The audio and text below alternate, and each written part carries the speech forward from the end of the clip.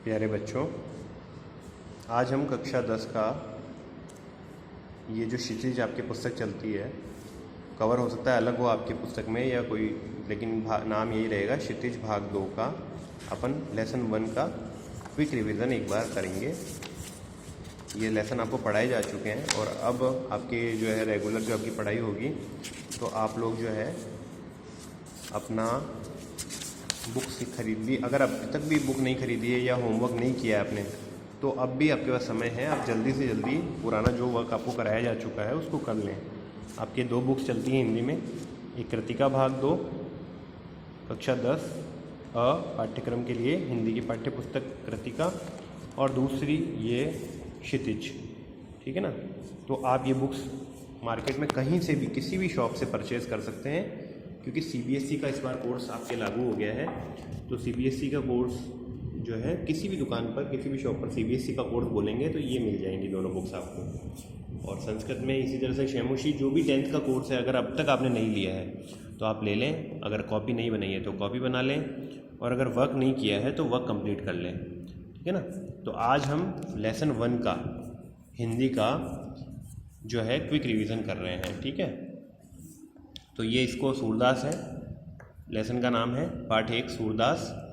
तो सूरदास का जो जन्म है वो 1478 में माना जाता है, और एक मान्यता के अनुसार उनका जन्म मथुरा के निकट रुनकता या रेणुका क्षेत्र में हुआ, जबकि दूसरी मान्यता के अनुसार उनका जो जन्म है वो दिल्ली के पास सीही नाम के स्थान पर हुआ। कुछ लोग तो कहते हैं क्योंकि पुराने ज़माने का कोई भी ज़्यादा जो रिकॉर्ड है, भाई पहले के ज़माने में कोई फ़ोन नहीं थे, कोई तरह का टेक्स्ट को रिकॉर्ड करने का कोई सिस्टम नहीं था, न्यूज़पेपर्स नहीं थे।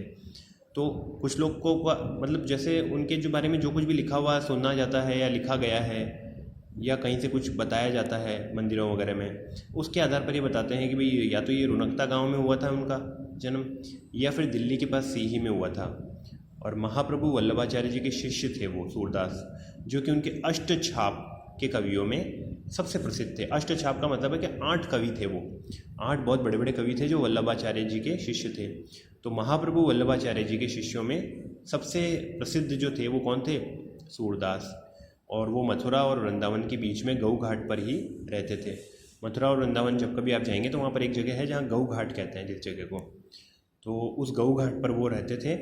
वहीं पे श्रीनाथ जी के मंदिर में भजन करते थे, कीर्तन करते थे।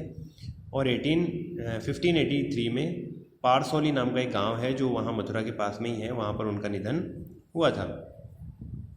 उनके 3 ग्रंथ हैं, सूरसागर, साहित्य लहरी और सूरसारावली, ठीक है ना।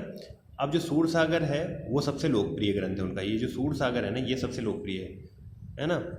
और खेती और पशुपालन वाले भारतीय समाज का दैनिक अंतरंग चित्र जो है, मनुष्य की स्वाभाविक वृत्तियों का चित्रण जो है वो सूर की कविता में मिलता है।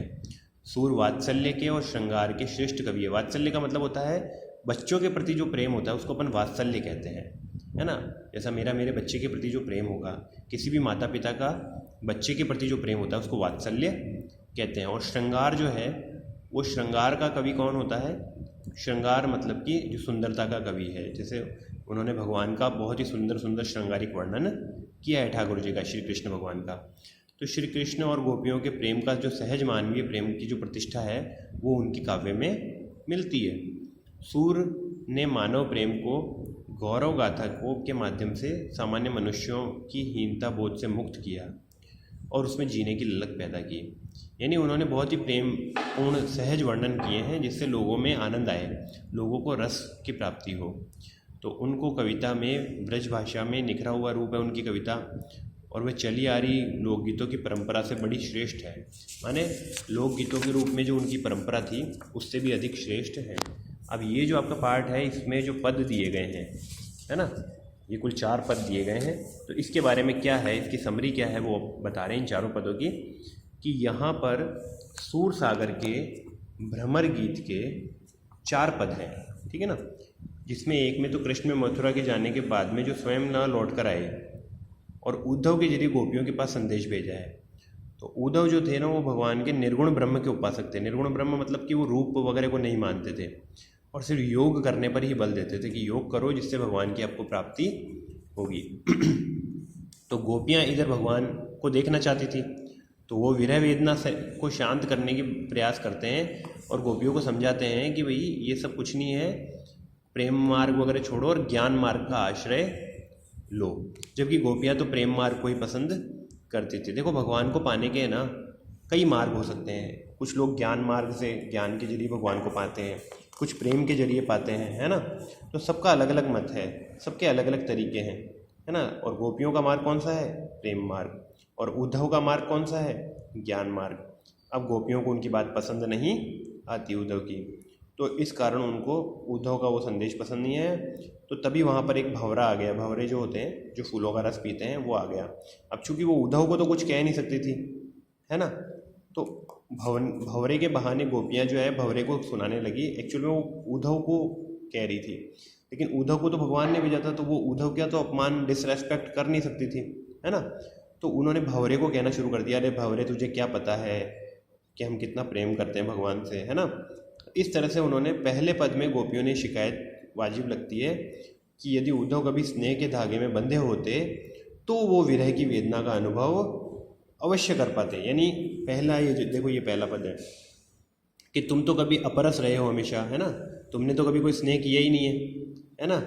और जैसे कमल का पत्ता जो है कमल के भीतर, जल के भीतर रहकर भी उसके ऊपर जो है कोई भी वो नहीं होता है, ये सब आपको पढ़ाया जा चुका है ना, कि भाई उस पर कोई असर नहीं होता है। तो वैसे ही जैसे कि तेल लगी हुई जो गगरी है, यानी गगरी का मतलब हो गया मटकी है, तो उस पर भी है ना पानी नहीं चढ़ता है। तो वैसे ही तुम भी जो है इस तरह के लोग इस तरह के हो कि तुम पर प्रेम का कोई असर नहीं होता। ये देखो, ये है उद्धव और ये सारी गोपियाँ हैं। ये गोपियाँ उस भंवरे को, ये यहाँ भंवरा है भाई, ये एक भंवरा है यहाँ पर, है ना। तो इस भंवरे को सुना रही है, पर बेसिकली वो उद्धव को कह रही है कि हम तो भोली लोग औरतें हैं, भोली हैं, हम तो भगवान की भक्त हैं, हम तो भगवान को ही देखना चाहती हैं और प्रेम से ही हम, प्रेम मार्ग से ही हम भगवान को पाना चाहती हैं। इसके बाद में आगे देखिए दूसरे पद में क्या हुआ है। दूसरे पद में गोपियों ने ये स्वीकारोक्ति है कि उनके मन की अभिलाषाएं मन में ही रह गई है और कृष्ण के प्रति उनके प्रेम की गहराई को अभिव्यक्त करती है। तो अब दूसरा पद है, इसका भी अपन देखते हैं कि उनके मन की क्या अभिलाषा थी। तो उनके मन की अभिलाषा थी, देखो यहाँ, मन के मन में ही रही। कहिए जान कौन पे उधो नहीं परत कही। हम लोग कह नहीं पाए, हम जो करना चाहते थे वो कर नहीं पाए, जो कहना चाहते थे वो कह नहीं पाए, है ना। हम तो भगवान को पता नहीं क्या क्या भगवान के साथ जो है भगवान को भोजन कराना चाह रहे थे, भगवान की बातें सुनना चाह रहे थे, पर हमारी सारी बातें मन की मन में ही रह गई। इसके बाद में जो है तीसरा पद है ना। तीसरे पद में वे उद्धव को योग साधना की कड़वी ककड़ी जैसा बताकर एकनिष्ठ प्रेम में दृढ़ विश्वास प्रकट करती है ना।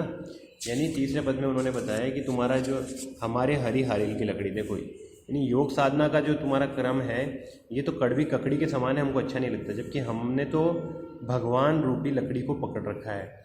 क्योंकि हारिल पक्षी जो होता है ना, वो हमेशा एक लकड़ी को अपने पास में पकड़े रहता है अपने पंजों में, कभी भी वो ज़मीन पर नहीं बैठता है, वो लकड़ी पर ही बैठता है, उस लकड़ी पर जिस पर उसने, जब वो उड़ता है तो भी उस लकड़ी को लेकर के ही उड़ता है। तो हमने भी अपने भगवान को इस तरह से पकड़ रखा है। और ये तुम्हारा जो जोग यज्ञ और ये जो तुम कह रहे हो ना, ये तो हमारे लिए कड़वी ककड़ी के समान है। और चौथे पद में उन्होंने कहा है कि कृष्ण जो है, वो उद्धव को ताना मारती है कि कृष्ण जो है अब राजनीति में पढ़ ली उन्होंने, और पहले ही वो तो बहुत होशियार थे, है ना। और अंत में गोपियों ने उद्धव के राजधर्म याद दिलाया जाना सूरदास की लोक धर्मिता दर्शाता है। कहने का मतलब है, लिखे तो सारे पद सूरदास नहीं है, लेकिन उसने ये बताया है कि गोपियों की उनकी क्या बात हुई है वो बताइए। तो ये कह रहे हैं कि बड़े बुद्धिमान तो पहले से ही थे वो, और अब हमारे को राजनीति पढ़ ली तो अब हमारे को योग संदेश पढ़ाने भेज दिया आप लोग को, है ना। लेकिन हम तो जो है ना, हम तो ये सब चीज़ें नहीं, राजधर्म जो है हम उनका ये नहीं समझती हैं, हम तो उनसे प्रेम ही करती हैं। तो ये इस तरह से है, ये आपका पूरा कंप्लीट है। ये आपको क्वेश्चन आंसर भी करवा दिए थे, मैंने आपको कहा था कि कुछ क्वेश्चन वगैरह आप कर लेना, ठीक है ना। तो आप इसको एक बार अच्छे से देख लेंगे घर पे, वर्क पूरा आपको कंप्लीट कर लेना चाहिए इसका, है ना। और ठीक है, आज के वीडियो में इतना ही। थैंक यू बेटा।